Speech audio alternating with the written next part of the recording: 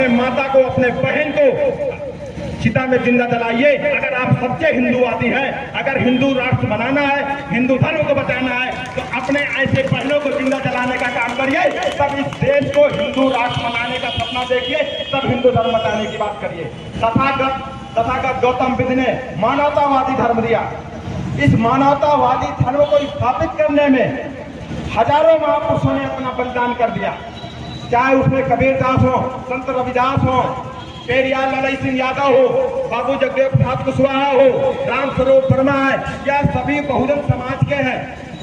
मान्यवर कांसीराम है, इन्होंने समय समय पर आंदोलन किए, लेकिन आज इस देश में अब भी हम लोग पिछड़े हैं, क्योंकि ओबीसी के लोगों को पिछड़ा कहा जाता है। वास्तविक में वो मानसिक सामाजिक पिछड़े हैं, पढ़ लिख करके भी पिछड़े हैं, क्योंकि हम लोग पढ़ लिख करके भी भगवान नाम का जो डर है, हम लोग बहुत डरते हैं। मैं बहुत से लोगों के बीच में जाता हूं तो लोग कहते हैं बात सही है, धर्म जो धार्मिक व्यवस्था है ये झूठी है, भगवान तो झूठा है, लेकिन फिर भी भगवान को मानते हैं, फिर भी धार्मिक ग्रंथों को मानते हैं। बड़ा अजीब लगता है कि पढ़े लिखे लोग जब भगवान के डर से इस मनवादी व्यवस्था को अपनाते हैं और मानवतावादी व्यवस्था से दूर भगते हैं। ऊंच नीच की भावना जो स्थापित हुई है, यह मनवादी व्यवस्था के द्वारा स्थापित हुई है। बहुजनों ने जो व्यवस्था स्थापित किया है वह मानवतावादी व्यवस्था स्थापित किया है। बाबू जगदेव प्रसाद कुशवाहा ने कहा कि मानववाद की क्या पहचान, ब्राह्मण भंगी एक समान। लेकिन तुलसीदास ने एक चौपाई लोगों ने पढ़ी है कि पूजन विप्र ज्ञान हीना, पूजन शूद्र ज्ञान प्रवीणा। वहीं पर संत रविदास जी क्या लिखते हैं? वहीं पर संत रविदास जी लिखते हैं कि ब्राह्मण मत पूजिए जो होए गुणहीन, पूजिए चरण चंडाल के जो होए ज्ञान प्रवीण। यह बहुजन महापुरुषों की विचारधारा है। हमारे बहुजन महापुरुषों ने कभी किसी के साथ जातिवाद, छुआछूत, ऊंच नीच, असमानता का व्यवहार नहीं किया है। लेकिन जिन लोगों ने इस देश को मूर्ख बनाया, इस देश को लूटने का काम किया, वही लोग इस देश में ऊंच नीच की भावना पैदा करते हैं। बड़ी ताज्जुब की बात लगती है जब यह कहा जाता है कि जाति जनगणना होनी चाहिए, तो इस देश के कुछ लोग कहते हैं कि जाति जनगणना से जातिवाद बढ़ेगा। आप ये सोचिए, जाति जनगणना से जातिवाद बढ़ेगा, लेकिन यही सरकार जो वर्तमान समय में है, ये जातियों के जो पुरानी जातियां हैं, उन जातियों के आधार पर योजनाएं तैयार कर रही है। ये बताइए, जाति जनगणना कराने से जातिवाद बढ़ेगा, लेकिन जो जाति के आधार पर जो कार्यक्रम है लॉन्च कर रही है सरकार का, इससे जातिवाद नहीं बढ़ेगा।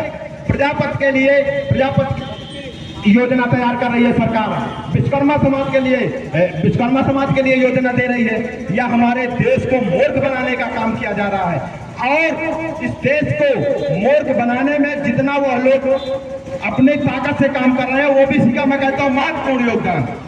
ओबीसी का इसलिए महत्वपूर्ण योगदान है क्योंकि जितने धर्म ग्रंथों में बात करेंगे, वाल्मीकि मैं वर्तमान समय में बोलते हैं कि धर्म में ज्यादा बात नहीं होनी चाहिए। मैं कहता हूं धर्म में ही बात होनी चाहिए। जिस व्यवस्था से इस देश को गुलाम बनाया गया उसी में बात होनी चाहिए। राम में बात हर हाल में होनी चाहिए। देश के एक एक लोगों को जानना चाहिए कि राम व्यक्ति काल्पनिक है या हाईकोर्ट में साबित हो चुका है। लाल सिंह यादव का सच्ची रामायण लिख करके साबित कर चुके हैं, तो क्यों नहीं चर्चा होनी चाहिए उसमें? और बताइए, हम लोग पढ़े लिखे हैं, कबीरदास जी अनपढ़ थे, मस्त कागज छुओ नहीं कलम गई नहीं हाथ।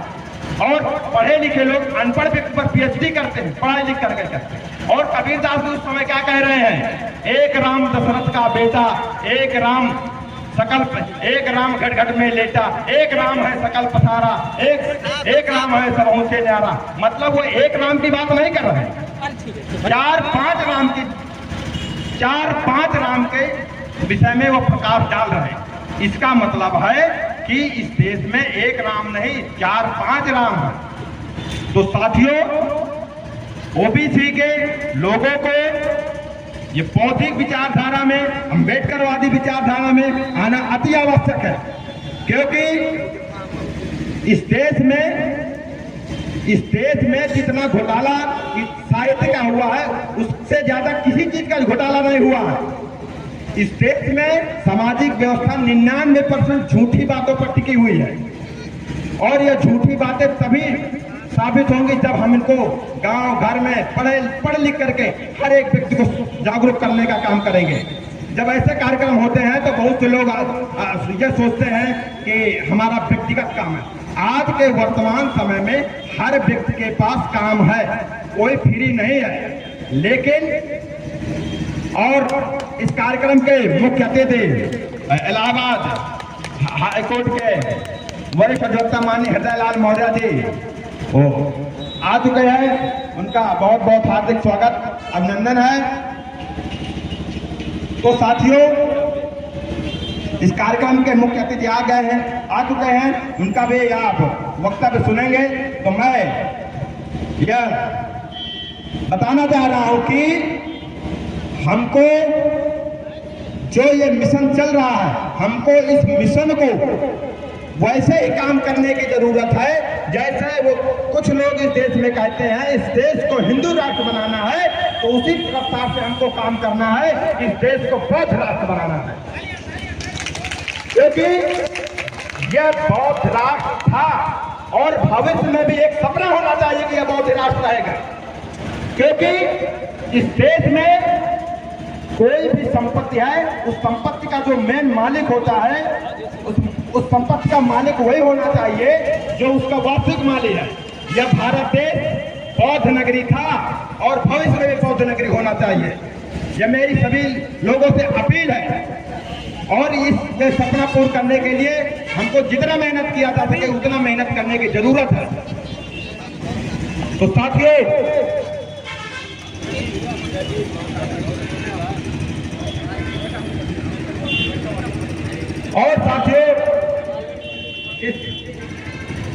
इस दुनिया में ये भारत ही नहीं, दुनिया में सभी देशों में जब दो विचारधारा एक देश के अंदर होती हैं तो उसका टकराव जरूर होता है। इस देश में एक मानवतावादी विचारधारा है और एक असमानतावादी विचारधारा है और इस देश में मानवतावादी विचारधारा और असमानतावादी विचारधारा का टकराव चल रहा है वर्तमान समय में। असमानतावादी विचारधारा के लोग इस देश में असमानतावादी विचारधारा के लोग प्रभावी हैं। उन लोगों को वही लोग इस समय राजनीति में स्थापित हैं। इसलिए उन लोगों को यदि राजनीति से बाहर करना है तो बहुजन समाज को एकजुट होकर के सबसे पहले सामाजिक जनजागृति तैयार करनी होगी। जब सामाजिक जागरूकता तैयार होगी तभी राजनीतिक परिवर्तन होगा। तो साथियों, आप लोगों ने मुझे धैर्यपूर्वक सुना। आप लोगों को बहुत बहुत धन्यवाद। जय भारत, जय संविधान, जय विज्ञान।